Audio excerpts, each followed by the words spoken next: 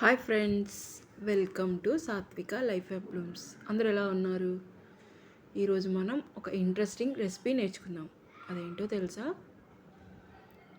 ఇవి చూడండి, మీకే అర్థమై ఉంటుంది. వీటిని గుంత పొంగనాలు అంటారు. అలాగే మా సైడ్ పులి బొంగరాలని కూడా అంటారు. చూసారు కదా, వీటిని తయారు చేయడానికి మనకి కలర్ఫుల్ వెజిటేబుల్స్ కావాలి. ఆనియన్స్ 2, కొంచెం కొత్తిమీర, పుదీనా, పచ్చిమిర్చి అండ్ క్యారెట్. దోసపిండి చూసారా ఎంత బాగా ఫ్లఫీగా పర్మెంటేషన్ అయిందో. మీకు దోసపిండి ఎలా తయారు చేసుకోవాలో తెలుసు కదా, అందుకే నేను చూపించలేదు. అందులో సాల్ట్, జీలకర్ర, కొంచెం పసుపు, ఎందుకంటే కలరింగ్ కోసం. చాలా బాగుంటుంది తెలుసా. చూడండి ఎంత నిండుగా ఎలాగా ఫ్లఫీగా పొంగిందో. దీంట్లో మనకి కావాల్సిన వెజిటేబుల్స్ అన్నీ వేసి ఇప్పుడు మనం బాగా మిక్స్ చేసుకోవాలన్నమాట. కింద నుంచి పై వరకు మిక్స్ చేసుకుంటూ, అది పిండి కొంచెం గట్టిగా ఉంటుంది కదా, మనము కొంచెం వాటర్ యాడ్ చేసుకొని, చూసారా, వాటర్ యాడ్ చేసుకొని బాగా కన్సిస్టెన్సీ వచ్చే వరకు మిక్స్ చేసుకోవాలన్నమాట. చూసారా, మనకి పిండి ఇందాక అన్నీ మిక్స్ చేస్తే పై వరకు ఉంది కదా, ఇప్పుడు చూడండి కిందకి వెళ్ళి. అంటే మనకి పిండి ఏ విధంగా బాగా ఫ్లఫీగా పర్మెంటేషన్ అయిందో చూసారు కదా. అలా అయితే మనకి మనం వేసుకునే ఏదైనా దోశ అయినా, పొంగనాలైనా, ఊతప్పమైనా మంచిగా క్రిస్పీగా వస్తుందన్నమాట. చూసారా, ఇప్పుడు స్టవ్ ఆన్ చేసుకొని మన ఈ గుంత పొంగనాలు ప్యాన్ పెట్టుకొని అది కొంచెం డ్రై అవ్వాలన్నమాట. అయిన తర్వాత ఆయిల్ చూడండి, కొంచెం చాలా తక్కువ ఆయిల్ పడుతుంది. మనం ముందు ఆయిల్ అంతా స్ప్రెడ్ చేసుకోవాలి. ఆ హోల్స్ మొత్తానికి స్ప్రెడ్ చేసుకోవడం వల్ల ఏమవుతుందంటే ఆ పిండి ఆ సైడ్స్న అంటుకోకుండా ఉంటుందన్నమాట. బాగా హీట్ ఎక్కిన తర్వాత ఇప్పుడు చూడండి, మన వెంటితో హోల్స్ నిండా వేయకుండా కొంచెం వెల్తిగా వేయాలి. ఎందుకంటే పైకి పొంగుతుంది కాబట్టి, అది ఇలా పొంగి ఇలా రౌండ్గా వస్తుంది కాబట్టి. చూడండి ఎంత అలా అన్ని హోల్స్లో మనకి సరిపడినంత. చూసారా, ఆల్రెడీ ఒక పక్క వేస్తుంటే ఇంకొక పక్క మంచిగా ఫ్లఫీగా అలా రౌండ్గా పైకి పొంగుతుంది. అందులో మంచిగా అయ్యో చూడండి హోల్స్గా ఎలా వచ్చాయో, అంటే మంచిగా పిండి కింద ఉడుకుతుందన్నమాట. అలా హోల్స్గా వచ్చింది అంటే లోపలంతా కుక్ అవుతుందని అర్థం. చూడండి ఎలా పైకి పొంగాయో ఇందాకటికి ఇప్పటికి. మనం తీసుకునే పిండి కన్సిస్టెన్సీ చక్కగా ఉంటే అలాగా మంచిగా పొంగుతాయి అన్నమాట.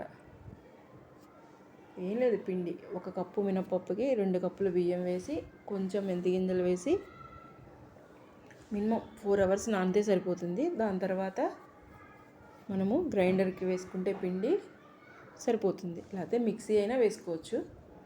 వేసుకొని అలాగా ఒక 4 అవర్స్ ఆ పిండిని అలాగే ఉంచిన తర్వాత మనము ఇలాగా వేసుకోవచ్చు అన్నమాట. చూసా, మంచి గోల్డెన్ కలర్లో ఎంత బాగా వచ్చాయో.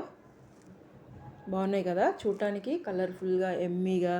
చూడండి పైన మంచి క్రిస్పీగా ఉంది టెక్స్చర్, లోపల చాలా మెత్తగా ఉంటుందన్నమాట. బాగుంటుంది స్మూత్గా. పిల్లలు తినడానికి చాలా బాగా ఇష్టపడతారు. మా పిల్లలకి అయితే చాలా ఇష్టం. చూసారు కదా ఎంత బాగున్నాయో. ఇలాగా మనకి ఎన్ని కావాలంటే అలాగా మనం వేసుకోవచ్చు అన్నమాట. చూసుకోండి ఎంత బాగుందో కదా.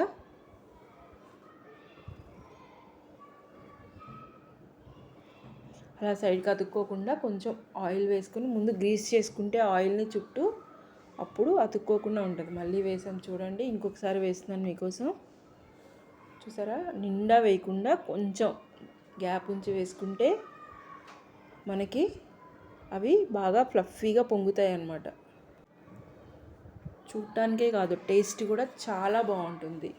దీనికి మంచి కాంబినేషన్గా పల్లీ చట్నీ వేసుకొని చేసుకుంటే సూపర్గా బాగుంటుంది. చాలా ఈజీ ఇది. మనం బయటికి వెళ్ళి తినే కంటే కూడా మనకి ఈజీగా ఇంట్లో చేసుకుంటే మనకి నచ్చినన్ని మనం చేసుకోవచ్చు. అలాగే మనకి నచ్చినన్ని తినచ్చు. పిల్లలు ఉన్నప్పుడు కొంచెం ఎక్కువే అడుగుతారు కాబట్టి, ఆ పిల్లలు అయితే ఆల్రెడీ చేస్తుంటేనే మధ్యలో వచ్చి నాకొకటి అని చేత్తో తీసుకొని వెళ్ళిపోతూనే ఉన్నారు. వాళ్ళకి అంత ఇష్టం అన్నమాట. చూసారు కదా ఎంత బాగుందో, మంచిగా హెల్దీ కూడా. ఇందులో మనం చక్కగా ఆనియన్స్, పిల్లలకి ఇష్టమైన క్యారెట్ వేసాము, లైట్గా పచ్చిమిర్చి, పుదీనా, కొత్తిమీర అండ్ పసుపు. చాలా మంచిది హెల్త్కి. చూసారు కదా, మంచి బ్రేక్ఫాస్ట్ కూడా. ఇలా మంచి బ్రేక్ఫాస్ట్ తిన్నారంటే వాళ్ళు మంచిగా స్కూల్కి వెళ్ళేటప్పుడు మంచిగా ఫుల్గా ఉంటుంది స్టమక్, చక్కగా చదువుకుంటారు, ఆడుకుంటారు కూడా. చూసారా ఎంత బాగుందో. చూసారుగా, ఇలా 1 బై 1 వేసుకుంటూ ఉండాలన్నమాట. ఈలోపు మనం అవి ఒక పక్క అవుతూ ఉంటే మనం చట్నీ చేసుకుందాం.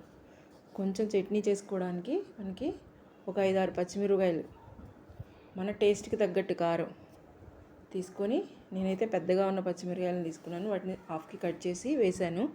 దాని తర్వాత ఇందులో కొంచెం ఆయిల్ వేసి వేయించి పల్లీలు, కొంచెం ఒక అరగిద్ద పల్లీలు, అదేనండి వేరుశనగ గుళ్ళు. ఆ తర్వాత పుట్నాల పప్పు, అదే వేయించిన శనగపప్పు అండి, ఒక 1/2 కప్పు వేసి, ఇవి వేయించిన పప్పు అయినా కూడా ఒకసారి లైట్గా ఫ్రై చేస్తే చట్నీ మంచి టేస్ట్గా ఉంటుంది. నిజం, కావాలంటే ఒకసారి ట్రై చేయండి మీరు కూడా. ఇలా కొంచెం వేగిన తర్వాత చూడండి ఎంత బాగుందో. 2 చిన్నులపాయలు వేసి, కొంచెం జీలకర్ర, ఇవి మిక్సీ వేసేటప్పుడు కూడా వేయచ్చు, కానీ కొంచెం జీలకర్ర ఇలా ఆయిల్లో ఫ్రై అయితే మంచి టేస్ట్గా ఉంటుంది, చాలా బాగుంటుంది. చూసారా ఎలా ఫ్రై అయిపోయినాయో. ఇప్పుడు మనం ఇందులో మిక్సీ జార్లో వేసి ఉప్పు, కొంచెం చింతపండు కూడా వేసి మనం మిక్సీ చేసుకోవాలన్నమాట. చూసారా, ఇటువైపు పక్క పోపు కూడా రెడీ అయిపోయింది. ఇప్పుడు ఈ చట్నీని ఈ పోపులో మిక్స్ చేసేసుకోవడమే. చూసారా, రెడీ అయిపోయినాయి మన పులి బొంగరాలు. అదేనండి, గుంత పొంగనాలు అన్నీ రెడీ అయిపోయినాయి. ఇవి ఎంత బాగుంటాయి అంటే టేస్ట్గా, చాలా బాగుంటుంది తెలుసా, హెల్తీగా. చూడండి, మా పిల్లలకి ఆల్రెడీ మళ్ళీ వాళ్ళకి ప్లేట్లో సర్వ్ చేసేసాను. వాళ్ళ ఫీడ్బ్యాక్ చెప్తారు, వినండి.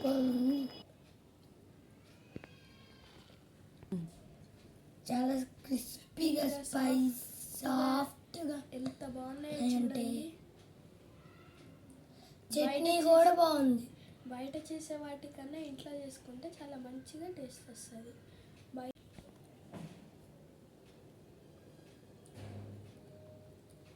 మీరు కూడా ఇంట్లో తయారు చేసుకుని తినండి.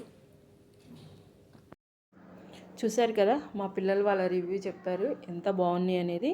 చూడటానికి కలర్ఫుల్గా, ఎమ్మీగా ఉన్నాయి. మీకు కనుక ఈ వీడియో కనుక నచ్చితే ప్లీజ్ ట్రై చేయండి, లైక్ చేయండి, షేర్ చేయండి, సబ్స్క్రైబ్ చేసుకోండి. Subscribe to my channel.